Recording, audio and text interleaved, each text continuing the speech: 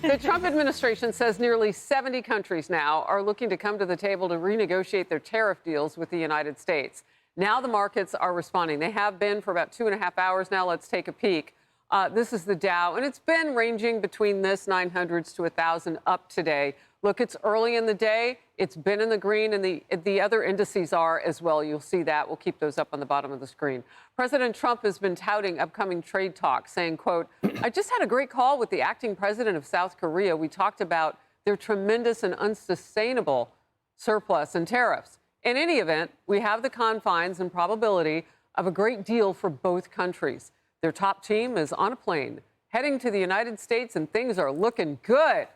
There you go. Treasury Secretary Scott Bessent expects a couple of big deals to come, quote unquote, very quickly. I can tell you that there are 50, 60, maybe almost 70 countries now who have approached us. So it's going to be a busy April, May, maybe into June. And Japan is a very important military ally. They're a very important economic ally.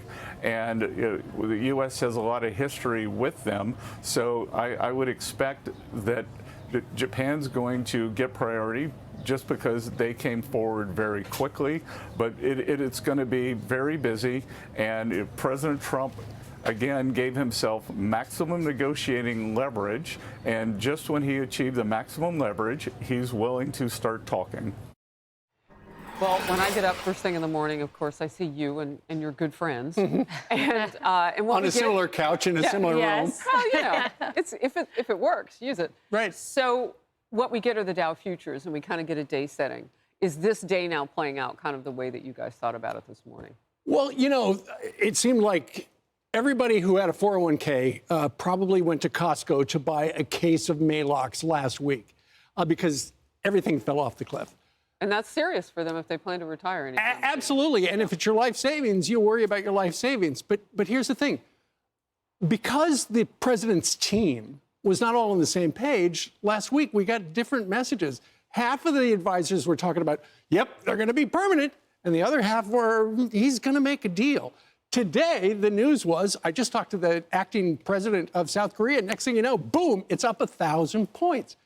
You know, Donald Trump said early on, there's going to be some pain. We didn't know what that meant. We didn't know how long that was going to last.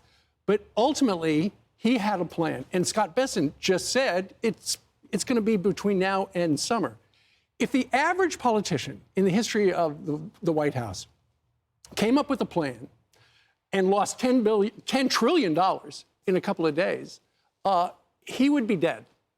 He would have been run out of town. But Donald Trump had this plan. And it is bold, and everybody feels it. But he has the opportunity to reset everything around the world when it comes to trade and save money. And if it works, it will be fantastic. And people have their fingers crossed that it will work. Senator John Kennedy, you know, so famous for his leadership and his great quotes of the great state of Louisiana, was saying on Friday, at that point, he was saying, look, we're in uncharted territory. Yeah. And I said, well, the rest of the world's in uncharted territory, too. Let's see what they do. Lydia, I want to get you to comment on this, the status of the trade negotiations with major partners. Can we take a look at the wall? Those who are trying to negotiate are in the far left of this wall. Those who've offered concessions, those who've retaliated, China and Canada. And Canada, of course, tried to take a case against the United States yesterday to the World Trade Organization. We'll follow that and see how that goes. That's mostly political. Possible retaliation. You see the European Union, although they were offering to take trade to zero, which would be tariffs to zero, and then no retaliation, Mexico. Your take on this, Lydia? You know, I think the countries that are responding, saying no retaliation, we want to talk, are the countries that are responding wisely to this because they know President Trump is not going to play around. You know, to your point. No kidding. No kidding. You know, to your point, Steve, that I thought was so well taken is that most presidents, if they had lost $10 trillion in the market, they would have been run out of town. Dead. Flogged in the town square, right? But that's not what we're seeing from President Trump. And I think it's because he knows he's not just the president of Wall Street and CEOs and publicly traded companies. Yes, it's very important, but that's only one metric to use when we're measuring the reaction. It's roughly 40% of Americans that are not tied to the stock market. Right. And what do they have to say about this? How are they feeling? And I think he knows very well because he got that message during the election.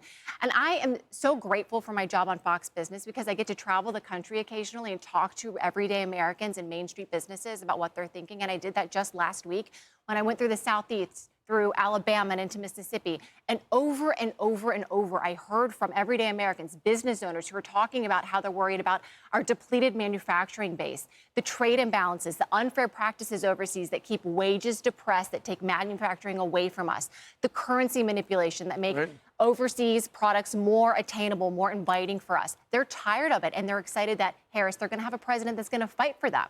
Right. Mark Meadows was on with me last hour. We hadn't seen him in a while, a former White House chief of staff for Trump. And you and I were just talking about how you lay this out in the messaging. He is supreme at that messaging. How do you think it's going so far? Absolutely. I love seeing Mark Meadows. I thought his messaging was spot on. The administration deserves great admiration and commendation on what they are doing. We are only a week in, but the resolve they have shown in the face of so many headwinds is impressive.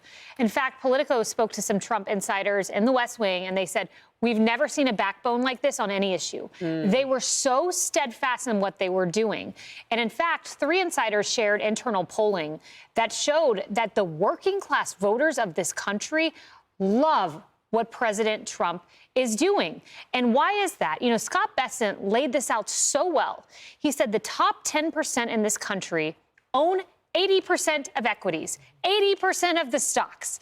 The next 40% owe 12%. We'll do some simple math, and almost 100% of the stock market is owned by the top half of the country. Well, what about the bottom half? Scott Bessent mentioned these are individuals with credit card debt, some of whom who have lost their jobs, their manufacturing communities have been decimated. That is what this is about. President Trump is for the working man. And I would also say this, someone who deserves probably as much commendation as anyone other than President Trump himself is Scott Bessent. He has been right on the messaging where others have been out there saying there's no negotiation here. Scott Bessent, to your point, Steve, has stepped in and said, we need to talk about the end game. We need to talk about negotiations. Trump has done that from the beginning. He did that in a gaggle. He did that every time he's been asked. But Scott Bessent, I'd put that man in charge of economic messaging. He knows what he's doing. The markets are showing it. He should be Secretary of Treasury. He should be. You know, it's interesting because we're learning about somebody else today, too, because you've got on Capitol Hill right now President Trump's top trade negotiator, Jamieson Greer, and he's getting grilled by, you know, lawmakers on Capitol Hill, and he's holding his own, too. We had a little bit of that last hour. Emily.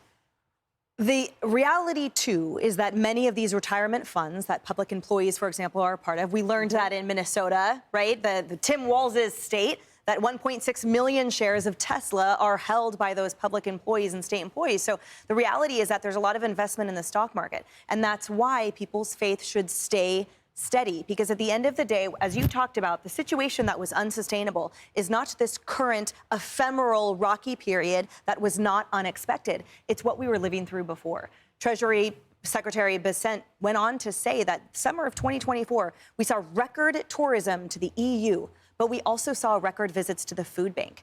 And we have record numbers, almost 50% of American households that have income, have assets, are employed, and yet still can't make their bills and are in that record credit card payment. That is the chapter that was unsustainable. Something had to change. So there's a little bit of growing pains, and there's definitely a panic button being deployed by people like Moby and Hollywood, right, making these ridiculous TikTok videos, stoking the panic. But at the end of the day, my faith is in a change of the system, a recalibration, because the status quo is what was absolutely disproportionately affecting those middle-class Americans, low-class Americans, and in general, every American with the international trade. So what you're saying is so important, because when you look at what we learned and are learning still about what Governor Gavin Newsom has done in California, and you would know because you've lived there more recently than I have, when you look at what they've taken out of Medicaid to be able to pay for the illegal immigrants that have come into their state, into this country, and ended up there, and what kind of a bill that is for the citizens there, that has repercussions across the country, too. That hits our bottom line.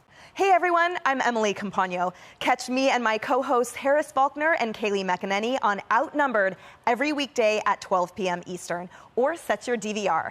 Also, don't forget to subscribe to the Fox News YouTube page for daily highlights.